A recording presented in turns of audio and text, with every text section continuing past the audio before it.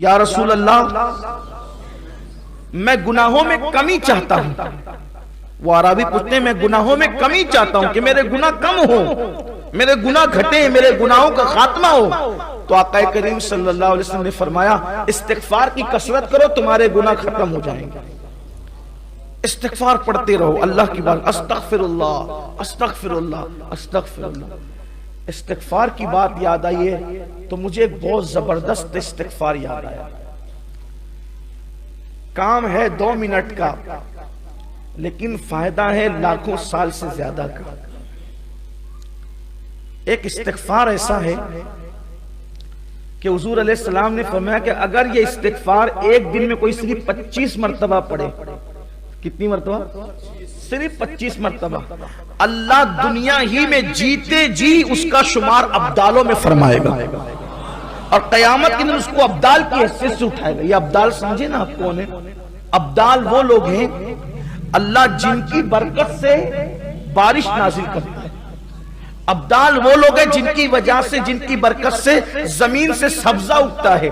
ابدال وہ لوگ ہیں جن کی برکت سے مصیبتیں دور ہوتی ہیں اور ابدال کی دعا کبھی رد نہیں ہوتی. تو حضور اکرم صلی اللہ علیہ وسلم فرماتے ہیں جو مومنوں کے لیے 25 مرتبہ یہ استغفار کرے وہ ابدال میں شمار ہوگا. ابدال ولایت کی بڑی قسم ابدال. اللہ کے آسان بہت سستا سودا ہے. اور میرے آقا فرماتے ہیں یہ استغفار دن میں 25 مرتبہ پڑھنے والا اگر پہاڑ کو اپنی جگہ سے ہٹنے کی دعا کرے تو اللہ پہاڑ کو بھی اس کی جگہ سے ہٹا دے گا.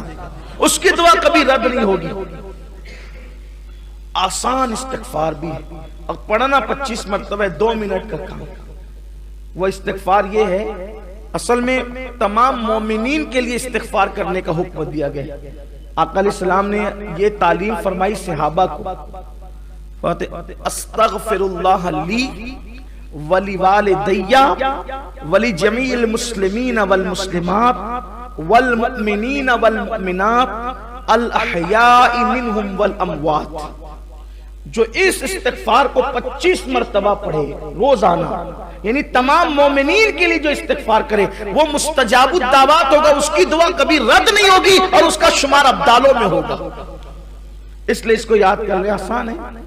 استغفر اللہ لی ولی والدی ولی جمیع المسلمین والمسلمات والمؤمنین والمؤمنات الاحیاء منہم والاموات.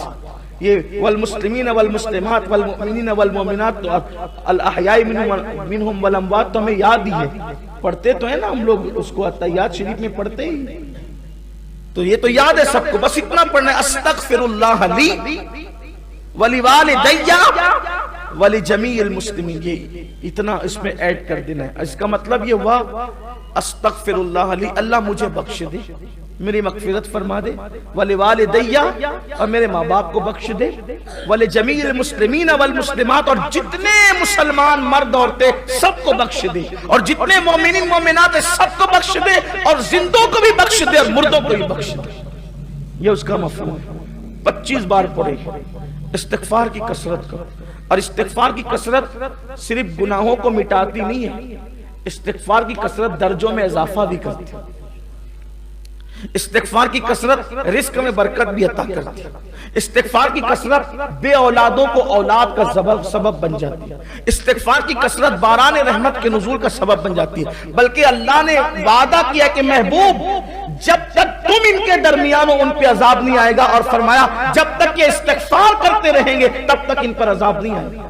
جب تک بندہ توبہ کرتا رہے، استغفار کرتا رہے، وہ عذاب کا شکار نہیں ہوگا. اس لیے ہمیشہ اللہ کی بارگاہ میں استغفر اللہ پڑھتے رہو. آقا کریم صلی اللہ علیہ وسلم کا فرمان ہے کہ میں خود ایک دن میں 70 مرتبہ استغفار کرتا ہوں.